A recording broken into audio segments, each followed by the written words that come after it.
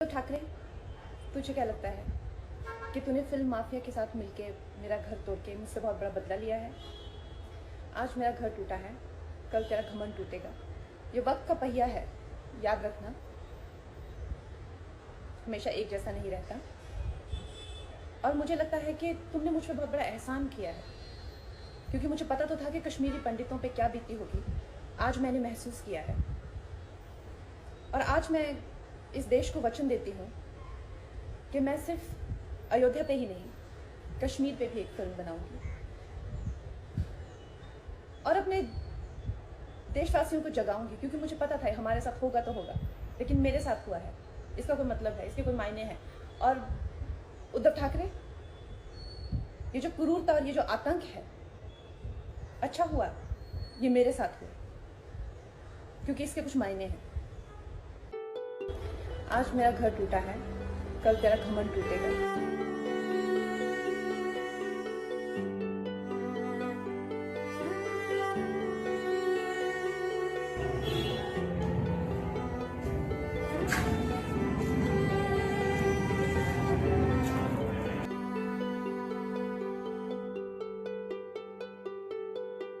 भाई, जो लोग लाइफ में खुद अपने दम पर कुछ उखाड़ नहीं पाते वो उजाड़ने में लग जाते हैं। और ये हमारे देश ने आज मुंबई में पहली बार नहीं देखा है, ऐसा हमने उजाड़ने वालों को कश्मीर से लेकर केरल तक लगातार देखा है। नमस्कार, मैं हूं रौनक और ये है फनतंत्र। महाराष्ट्र में देश की 9% आबादी बसती है, लेकिन कोरोना से होने वाली 37% मौतें अकेले महाराष्ट्र में हुई हैं। लेकिन सरकार की सबसे बड़ी प्रायोरिटी क्या है?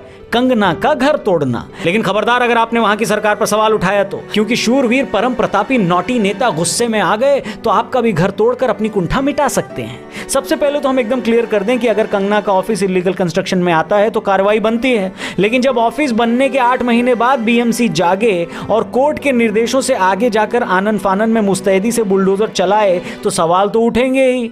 और 2014 में हमारा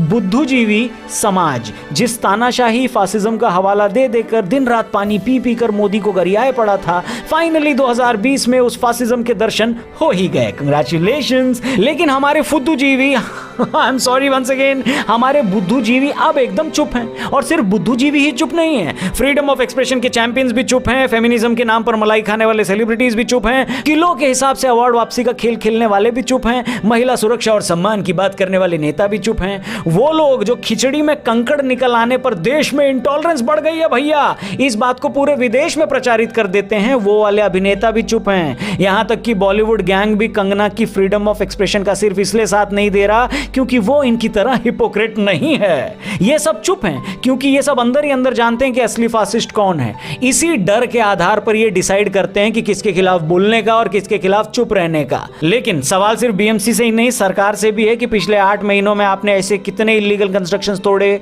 वो भी लॉकडाउन में। क्या सिर्फ आपको कंगना का ऑफिस ही मिला था क्या जो इलीगली बनाया गया था? सवाल राहुल गांधी और बहन प्रियंका गांधी जी से भी है कि कहां हो दीदी और भैया, क्या हुआ अब FOE का? क्या आप कंगना के लिए सिर्फ इसलिए आवाज नहीं उठाएंगे क्योंकि वो आपकी फैन नहीं है? सवाल बीजेपी पर भी उठेंगे कि सत्ता का, हेलो, आप सत्ता का ऐसा उपयोग कब सीखोगे भाई? कब तक लोगों को सिर्फ इस बात की सजा मिलेगी क्योंकि वो आपके सपोर्टर भी थे, खासकर केरल और बंगाल में? लेकिन एक सेकंड, एक्सक्यूज मी, हम यहां कोई फोटो नहीं लगाएंगे वरना हमारा यूट्यूब भी इंटॉलरेंट हो जाएगा।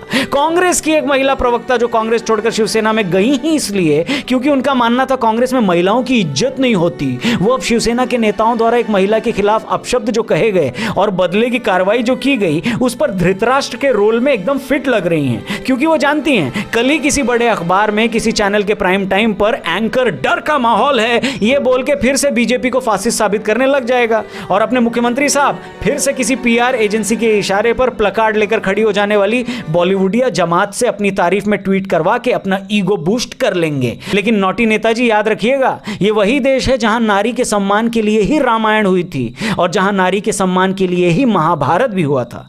और अब तो कंगना ने भी कह दिया है कि आज मेरा घर टूटा है, कल तेरा घमंड टूटेगा। क्यों नौटी जी की जा रही? रिया चक्रवर्ती को बचाने की जो नॉटी हरकतें की जा रही थी वो नाकाम हो चुकी हैं और रिया गिरफ्तार हो चुकी हैं। नमस्कार, मैं हूं रौनक और आप ये देख रहे हैं फनतंत्र। कंगना को भी वाई श्रेणी की सुरक्षा दिलवाने में सबसे महत्वपूर्ण भूमिका निभाने वाले नॉटी नेताजी को हम सबका प्यार भरा नमस्कार। बॉलीवुड में ड्रग्स कार्टेल का धागा पकड़ में आया है तो उम्मीद है जल्दी खोल भी दिया जाएगा। एक सेकेंड, धागे को नहीं, सुशांत की मर्डर मिस्ट्री को, क्योंकि ये सब वहीं से तो शुरू हुआ था। असली लड़ाई सुशांत को न्याय दिलाने की ही तो थी। रिया भले ही ड्रग्स के सिलसिले में गिरफ्तार हुई हो, लेकिन सीबीआई को अपना काम करना अभी बाकी है, और खासकर ऐसे नॉटी माहौल में जब सीमा पर चीन की हरकतें भी नॉटी है, पूरी दुनिया में कोरोना भी नॉटी है और बीएमसी और महाराष्ट्र सरकार कंगना को लेकर भी नॉटी हुई पड़ी है। आप सोच रहे होंगे कि ये नॉटी आखिर है क्या? दरअसल शेरो शायरी के लिए कुख्यात नेताजी ने कंगना रनावत के खिलाफ अभद्र शब्दों का प्रयोग किया था, जिसके बाद फिल्म इंडस्ट्री के बुद्धिजीवियों को छोड़कर पूरे देश से काफी कड़ी प्रतिक्रिया आई थी। मगर नेताजी ने सफाई देते हुए यह कहा कि जो शब्द का प्रयोग उन्होंने किया था, अब वो शब्द मैं कहना नहीं चाहता यहां पर, हाँ आप स्क्रीन पर देख सकते हैं, उस शब्द का मतलब होता है नॉटी, और वो तो कंगना को नॉटी गर्ल बोल रहे थे। खैर, लोगों का तो यही कहना है कि ये बात बोलकर नेताजी ने खुद अपने नॉटी होने का सबूत दे दिया।